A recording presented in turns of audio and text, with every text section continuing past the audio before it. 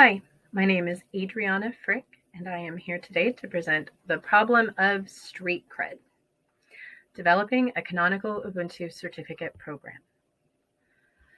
So, what do I mean by street cred, and why is it a problem? Linux Foundation's jobs report told us that open source job skills are in high demand, but employers are still struggling to find qualified candidates. Given the open source community's long-standing tradition of embracing people with diverse backgrounds, including students, hobbyists, and those in career transition, how does someone prove their knowledge if they haven't walked a straight career path? Before I talk about my personal interest in the topic, I wanted to note some articles I read recently in CNN and Forbes. Now, I read them recently, but they were about an event I attended in the past. The articles talked about how important open source was to enterprises and small business.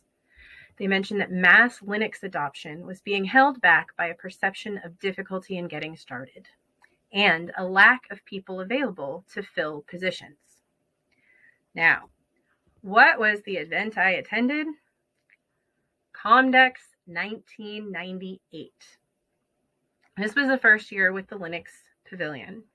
This was a largely Microsoft event, so it was a really big deal to have a Linux Pavilion there the first time. 1998.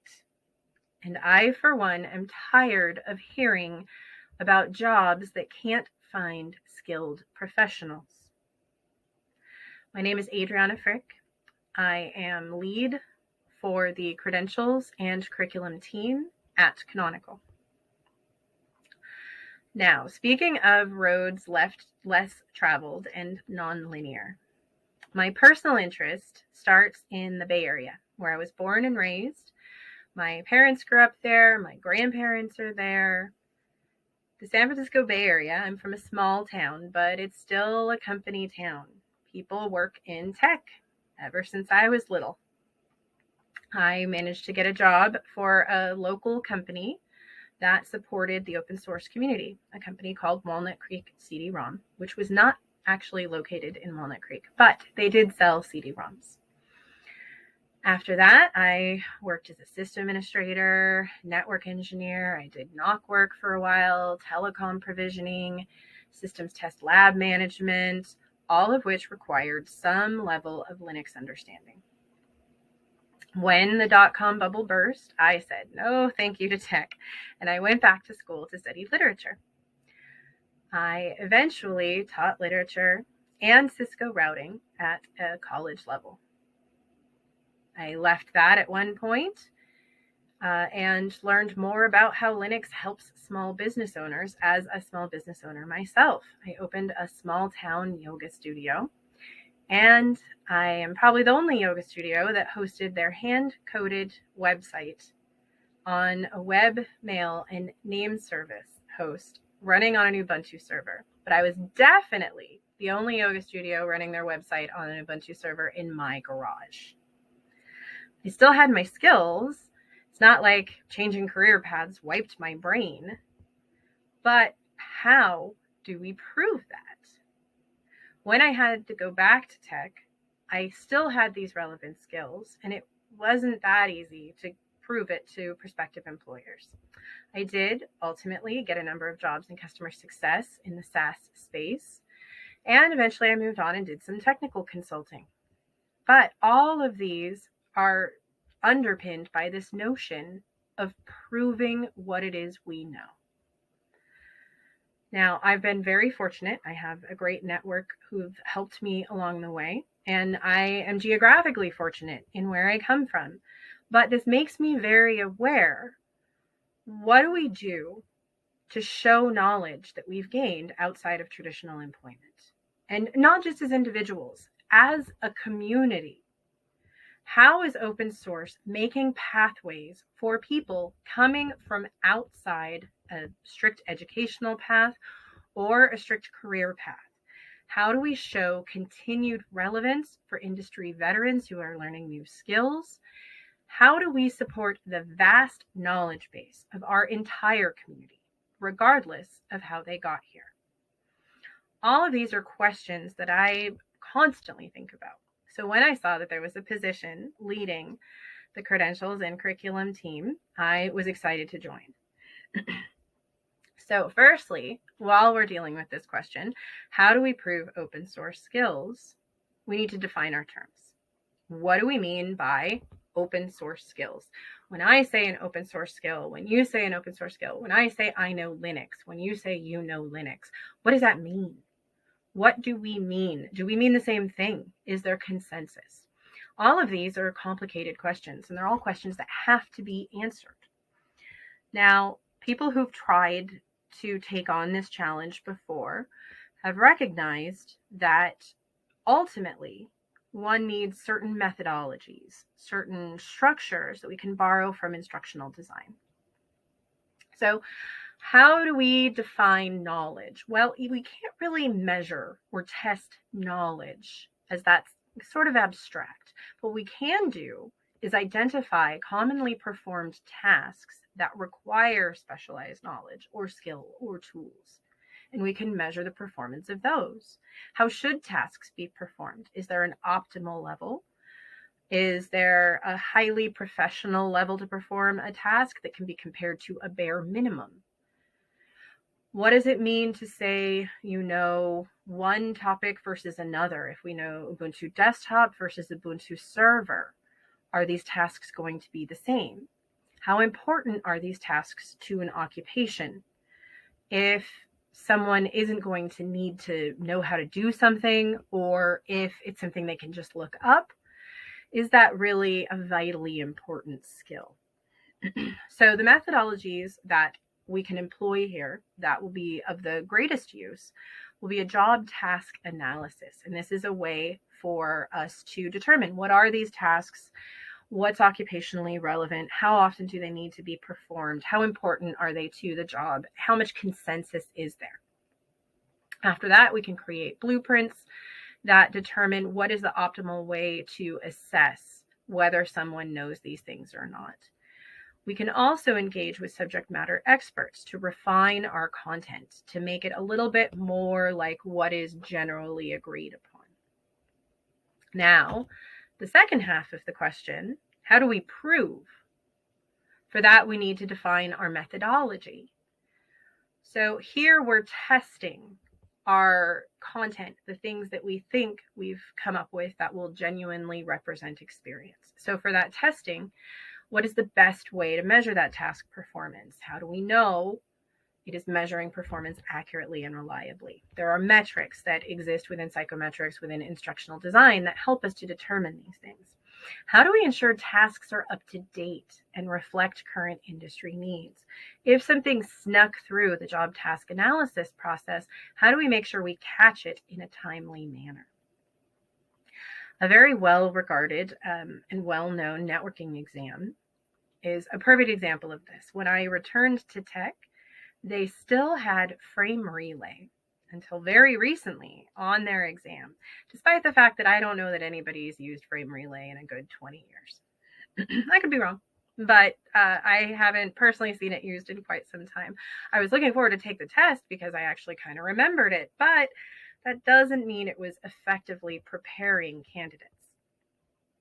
So as we began to approach this problem at Canonical, we realized that the way we can prove open source skills from outside of an occupation, from outside of a traditional educational background, is to develop some means of certifying skills in Linux and Ubuntu.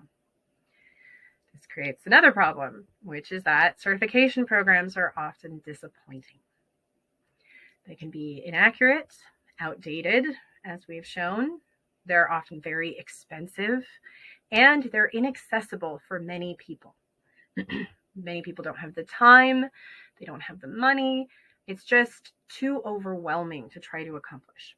So, how do we put the street cred back in our credentialing program? How do we make sure that people who are getting left out are able to take their shot? They're able to come into the industry and show us what it is they're capable of doing. Our answer is codename Q. So this is a project we've been keeping under wraps for a while. This name may change. The issue of certification has been on Canonical's radar for a long time. But this particular version of the secret project is being announced here for the first time. The only people who know about this are currently governed by NDA. This is still very much in development, so the name may change, but the principles we have figured out. We need to certify skill. So how are we going to avoid repeating the mistakes of historical certification programs? First off, Q stands for Canonical Ubuntu Essentials. We've set it up in a modular format.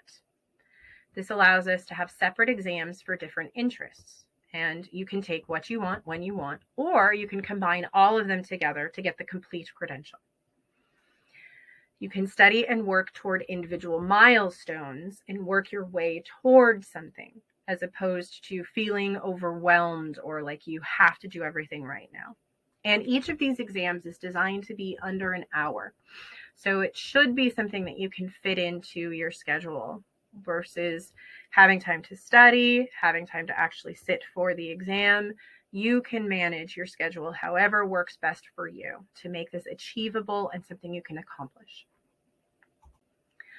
We also base it on real world experience. So the test environment is designed to be immersive. It feels very much like a real desktop environment, a real shell, a real scenario that you'll see when you're in the industry. The practical lab problems that you'll be solving are based on real world scenarios. So we don't only have questions that are multiple choice based. Now, we have a number of scenarios that will be timed, and they expect you to have some knowledge of how to perform common actions or very important actions that may not be as common. We also have shorter questions, which allow us to measure breadth of knowledge. We don't need to spin up a shell every time we ask you what LTS stands for. Not all knowledge requires a complicated practicum. And in fact, it's helpful to have additional questions on the same topic so that those people who perhaps struggle with test anxiety, they have an additional way to prove themselves. We get a better sense of the candidate overall. This is also helpful because the more realistic an environment, the more it emulates something you're familiar with, that you're used to. This helps testers, whether they have test anxiety or not, to perform better on the exam itself and really genuinely show what it is you know. So, how can the community help? How can we help the community? We are still looking at ways we can incorporate people in the JTA, the Job Task Analysis phase, and we are looking for subject matter experts. The biggest way that we could get a lot of help from community involvement is we're asking for beta testers. As I mentioned, we have not announced this publicly yet. This means that we only have 100 spots available, and we are presenting it to the community first. We are hoping to get a lot of engagement, a lot of feedback, a lot of information, and a lot of contributions so that we can really bring this project out into the world and start truly enabling people who have street cred, like I do, to show and prove what it is they can do. There will be 100 spots available. We're hoping the community is able to get in before we deliver our public announcement. So things that you'll get the first look at Q Linux. The first exam that we're going to release is a vendor neutral introduction to general open source community, not just licensing, as well as Linux, regardless of distro.